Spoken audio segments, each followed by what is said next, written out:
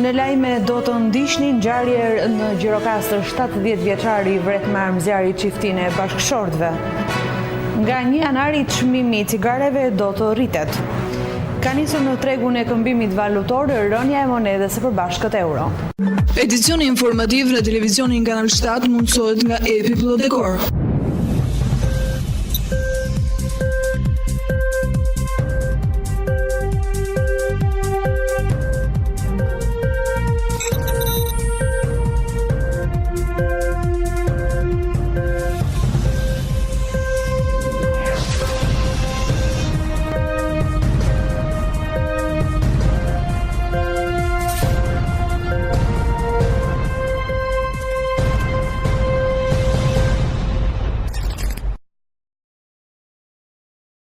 Ju përshëndes nderuar teleshikues dhe ju ftoj të ndiqni tashmë më gjerësisht materialet e përgatitura për këtë edicioni informativ. Sigurisht që do ta nisim me ngjarjen e rëndë që ka tronditur që në orët e para të mëngjesit të sotëm qytetin e Gjirokastrës.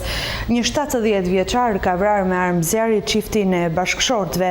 Ngjarja ka ndodhur për motive pronësie, ndërsa autori ndodhet në spitalin e Gjirokastrës jashtë rrezikut për jetën. Një ngjarje tepër e rëndë ka tronditur në orët e para të mëngjesit të sotëm qytetin e Gjirokastrës. Burrë dhe grua janë ekzekutuar me armëzjarri pas një sherrri me kushuririn e tyre që ishte edhe fqinj. Ngjarja ka ndodhur në Lajmen Palorto. Viktimat mësohen se janë Aleko, 66 vjeç dhe Afërdita Kosta, 49 vjeç, ndërsa autori, 70 vjeçar, është Apostol Kosta, kushuriri i parë i viktimave. Autori ka tentuar të kryejë vetvrasje pasi ekzekutoi çiftin. Aktualisht ai ndodhet i plagosur në spital në gjendje të rëndë. Në banesë në momentin e vrasjes ka qenë edhe djali i çiftit 19 vjeçar. Sherrri mes kushërinjve ka ndodhur mëngjesin e sotëm rreth orës 7:25 minuta për një territor të vogël dhe murndarës mes banesave të tyre, ndërsa në fund janë ndarë me plumba. Nga të dhënat e para mësohet se dy familjet kishin përfunduar pak kohë më parë edhe gjyq për pronën që kishin konflikt. Të dy viktimat kanë qenë në një proces gjyqësor, teksa vetëm 2 ditë më parë gjykata e rrethit gjyqësor Gjirokastër ka vendosur për prishjen e murit, i cili shkaktoi edhe këtë konflikt mes djemve të xhexhallarëve. Në banesë në momentin e ngjarjes makabre ka qenë edhe djali i autorit të vrasjes, i cili në një moment teksa jati i tij ka tentuar të vrasë veten, ka reaguar duke hedhur me një armën tip Kalashnikov, teksa autori ka marrë plagë të rënda në fytyrë, por jashtë rrezikut për jetën. Dyshohet se në banesë është hedhur edhe një granatë e cila nuk ka shpërthyer dhe pritet që të ndërhyjnë forcat e posaçme për shpërthimin e saj. Autori mësohet se ka qenë shofer para disa kohësh në drejtorinë e shëndetit publik, ndërsa konflikti për murindarës vijonte prej disa vitesh. Burrë e grua të cilët u ekzekutuan këtë mëngjes në Lajmen Palorto në Gjirokastër nuk ishin të panjohur por një pjesë të qytetarëve, pasi rreth një vit më parë në 17 janar ata u bën pjesë e spektaklit e diela shqiptare në televizionin Klan. Gruaja Afërdita Kosta i bëri një surprizë të shoqit Alekos, i cili ishte një muzikant i njohur në qytetin e Gurt, pasi luante në evente të ndryshme në saksofon. Çifti është bërë pjesë e Ka një mesazh për ty, ndërsa shfaqen shumë të dashuruar pas njëri tjetrit, ndërsa Aleko ishte 66 vjeç, ndërsa Afërdita, një mësuese e vjetër e ciklit të ulët në Gjirokastër, 49 vjeçe. Mësohet se Aleko ishte bashkëshorti i dytë dhe së bashku nuk kishin fëmijë, por Afërdita kishte një djalë 15 vjeç nga martesa e saj e parë. Autori Apostol Kosta, kushëriri i Alekos, i ka ekzekutuar në shtëpinë e çiftit me armëzjarri dhe më pas kanë tentuar të vrasë veten, por aktualisht ai ndodhet në spital në gjendje të rëndë. Ndërkohë që drejtoria e policisë së Gjirokastrës së bashku me prokurorin e përgjithshëm kanë shkuar në vendin e ngjarjes dhe po hetojnë mbi rrethanat e kësaj vrasje të dy fisht që ka ardhur nga një konflikt pronësie mes tyre. Nga 1 janari çmimi i cigareve do të rritet. Akcizat për cigare do të bëhet 110 lekë për paketë. Duanpirësi do duhet të paguajnë më shumë nga 1 janari i vitit të ardhshëm. Qeveria ka arritur sërish akcizën për cigaret, madje më shumë nga sa ishte parashikuar. Në paketën e re fiskal, qeveria ka vendosur që akciza e cigaret të bëhet nga 110 lekë për paket, që është aktualisht 117 lekë për paket. Por efekti në çmimin final do të jetë më i lartë se sa 7 lekë për paket. Kjo pasi mbi akcizën aplikohet dhe tatimi vlerënështuar i cili është në masën 20%. Rrjedhimisht nga 1 janari të vitit të ardhshëm paketat do të kushtojnë të paktën 10 lekë më shumë ose 100 lekë të vjetra. Përmes kësaj, qeveria e rrit barën e taksave në treg me 1 miliard lekë ose 10 milion dollar në vit. Këto para do të paguhen nga duanpirësit e çmimit të shtrenjtruar të paketave. Sipas qeverisë aktuale, qeveria ka një nivel akcize mbi cigaret më të ulët se vendet fqinje dhe përmes rritjes së re. Kjo taksë shkon në nivel të njëjta me ato që zbatojnë vendet të tjera të rajonit. Në tregun e këmbimit valutor ka nisur edhe rënja e monedës së përbashkët euro, që nga viti 2005 moneda euro ka pësuar luhatje të ndryshme, duke njohur ngritje dhe ulje të saj për shkak edhe të largimit të emigrantëve. Prej gati 2 javësh moneda përbashkët po shënon në rënje në tregun e brendshëm. Sipas kursit zyrtar të bankës së Shqipërisë, 1 euro këmbehet sot me 133.47 lek, niveli më i ulur prej 12 shtatorit të këtij viti. Tradicionalisht moneda përbashkët fort në këtë periudhë, pas rënies në periudhën e verë si rrjedhoi prurjes së emigrantëve të ardhur nga turizmi. Nga shtatori leku filloi të zhvlerësojë ndaj euros teksa aktiviteti tregtar i kthehet normalitetit, çka shoqërohet me rritjen e kërkesës për valutë. Ekspertët e tregut kanë pohuar ndryshe nga herët e tjera nuk kishin të qarta se cilin janë faktorë që po ndikojnë.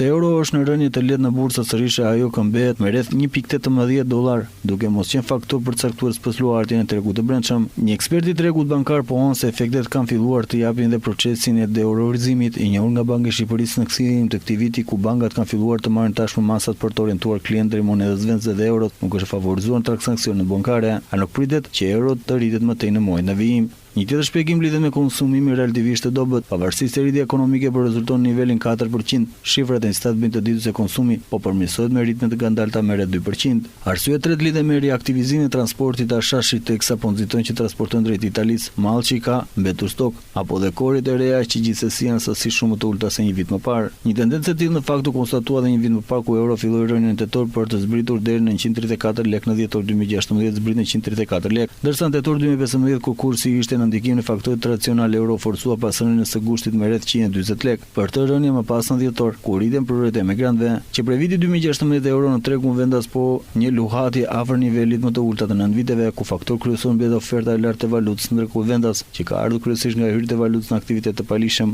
por dhe si rrjedhoi përmirësimit të dukshëm të bilancit të pagesave. Është momenti të shohim zhvillimet më të fundit nga rajoni dhe bota.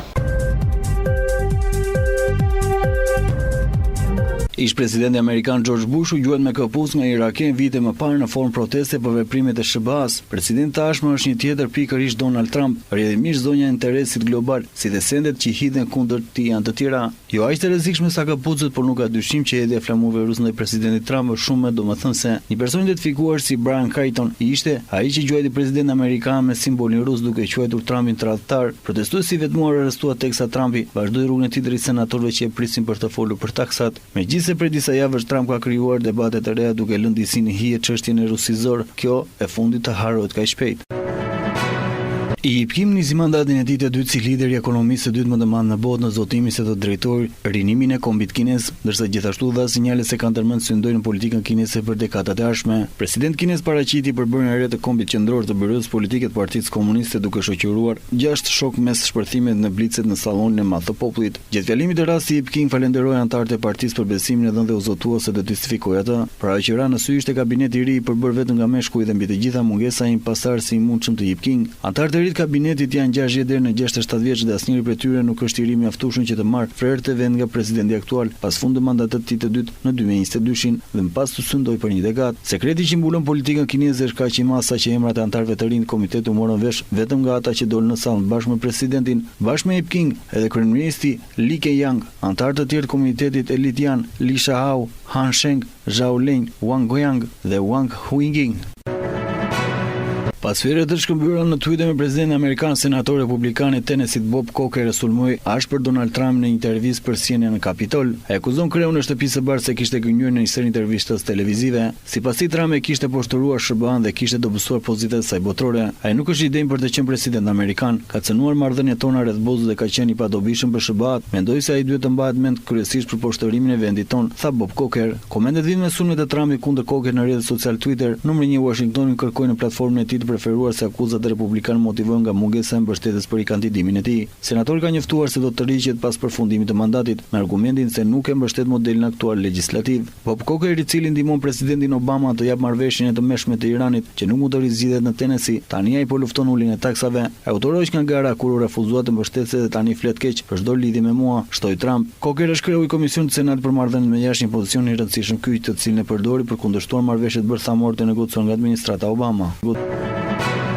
Rreth 90 helikopter amerikan po ulen në bazën ajrore Chivers në Belgjik pas vijimit të udhëtim të tyre drejt Gjermanisë. Ata po vijojnë në rotacion nëntmujor si pjesë e masa që po merr nga qeveria amerikane dhe veprimet të fundit ushtarake të Rusisë, përfshirë aneksimin e Krimës dhe stërvitjen e madhe ushtarake të quajtur Zapad 2017, të kryer nga ushtria ruse muajin e kaluar. Rusia ka akuzuar Shtetet e Bashkuara më herë këtë muaj për rritjen e palishme të pranisë së saj ushtarake në Poloni dhe rajonin e Baltikut, duke thënë se në fshehtësi ka vendosur një divizion të tërë të armatosur në shkelje të paktit mes Moskës dhe NATO-s. Pjesa më e madhe helikopter do dërgohen në Gjermani në disa do të dislokohen dhe në Rumani, Letoni dhe Poloni për trajnuar forcat amerikane dhe ato të NATO-s për të mbrojtur territorin e aleancës. Helikopter Blackwing, Chinkok dhe Apache kanë mbritur në Belgjik në bordin e një anije të shoqëruar nga rreth 2000 ushtarë të dislokuar për një periudhë nënmujore që do të qëndrojnë në Gjermani dhe të shpërndahen nëpër Baltik dhe vendet e Europës lindore. Ata zvendësojnë një tjetër kontingjent trupash amerikane që kthehen në shtëpi.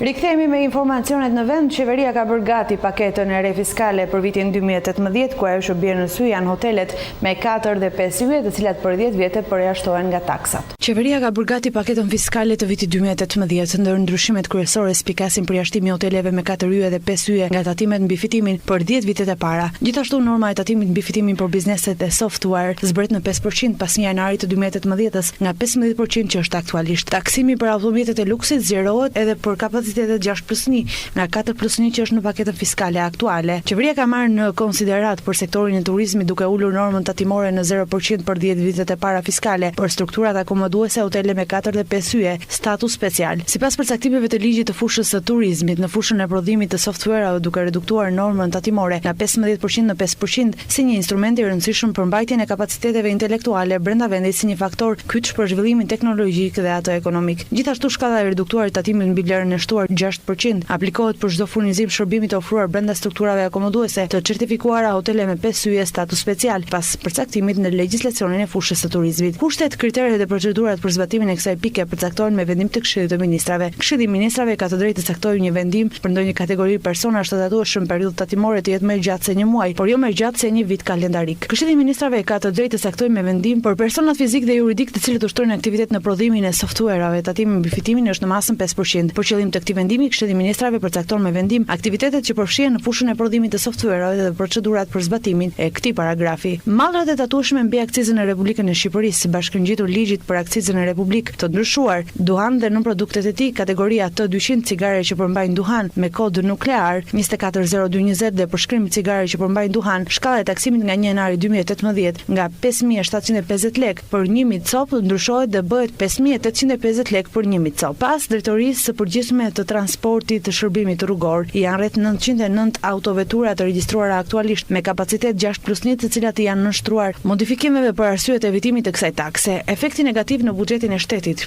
është 19 miliard lekë nga mos taksimi i këtyre automjeteve të cilat duhet të konsiderohen makina luksi. Për këtë qëllim propozohet me anë të ligjit rritja e kapacitetit të vendeve nga 4+1 në 6+1. Ky projekt ligj synon të rregullojë dispozitat që lidhen me çështjet e zbatimit lidhur taksën regjistrimi fillestar dhe takse përvitshme për automjetet luksoze dhe rregullimin e dispozitës që lidhet me tarifat e shërbimeve të gjyqësorit, të cilat do të rregullohen me ligj të veçantë. Ky projekt ligj synon të ndryshojë kriterin e kapaciteteve fizike të automjeteve që konsiderohen automjete luksi për këtë qëllim të ligjit. Aktualisht me ligjin në fuqi konsiderohen automjete luksi autovetura deri në 4+1, të cilat plotësojnë të paktën një nga kriteret, cilindrat të barabartë ose më të madhe se 3000 cm3 ose vlerën çmim të barabartë ose më shumë se 500.000 lekë. Me ndryshimet e propozuara në këtë ligj synohet që kriteri 4+1 të zëvendësohet me kriterin 6+1. Nivelet minimale të tarifave të shërbimit të përcaktuara në paragrafin e parë të këtij nenesi dhe argjend tatimor e Komisionit përkatëse të tyre përcaktohen me udhëzim të përbashkët të Ministrive të Financave dhe titullarëve të institucioneve përkatëse.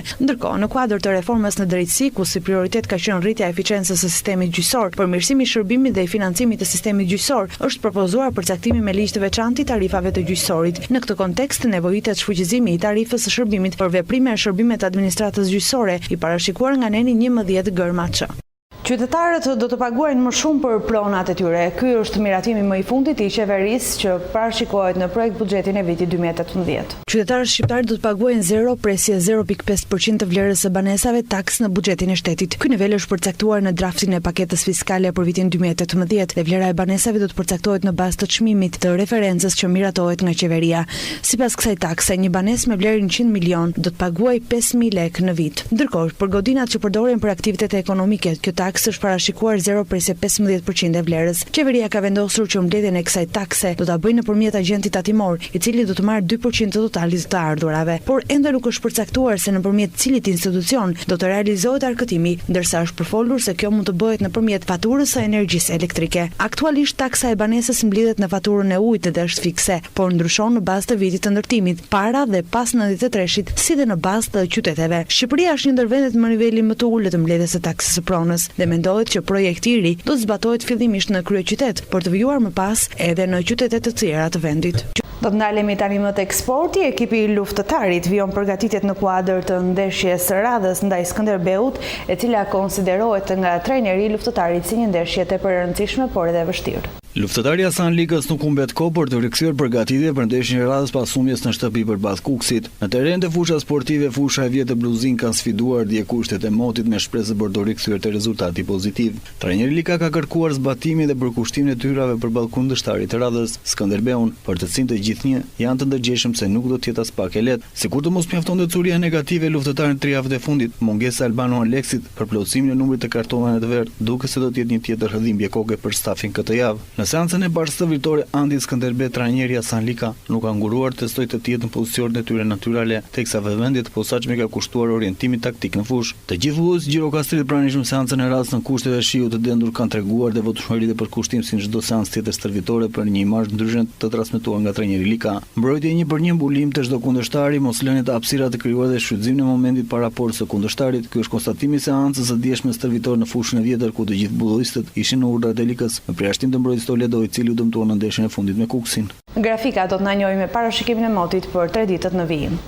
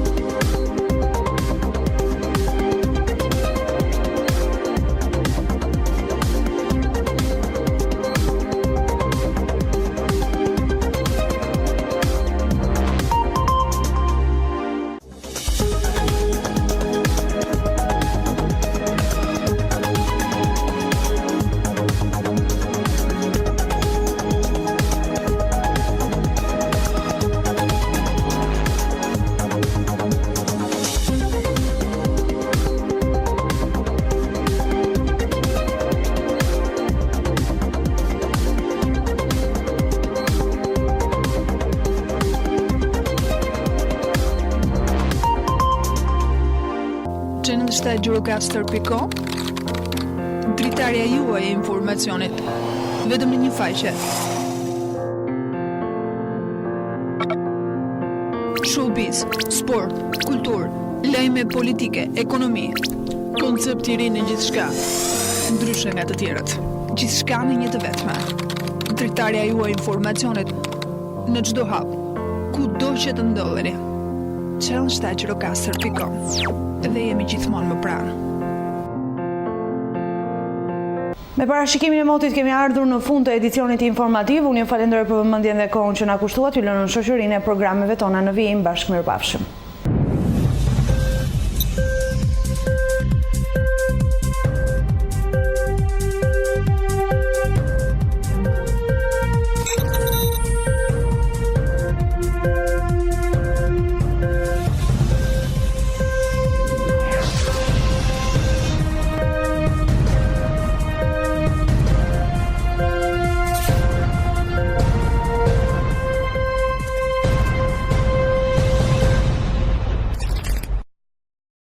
Edicioni informativ në televizionin Kanal 7 mundësohet nga Tetor.